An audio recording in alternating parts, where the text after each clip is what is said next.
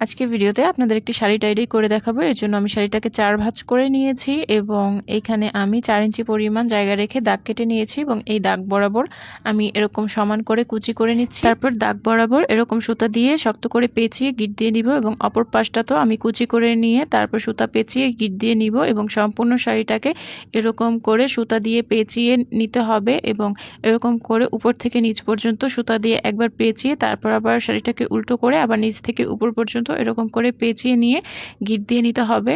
তারপরে ফুটন্ত গরম পানির মধ্যে আমি 3 তুলা কস্টিক, 3 তুলা হাইড্রোজ এবং এর মধ্যে 1.5 তুলা ভ্যাট কালার দিয়ে নেড়েচেড়ে নিব এবং তারপরে আমি কাপড়টাকে দিয়ে ভালো করে নেড়েচেড়ে 10 মিনিট অপেক্ষা করব।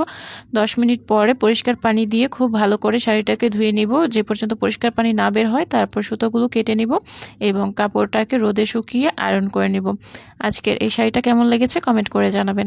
আসসালামু আলাইকুম।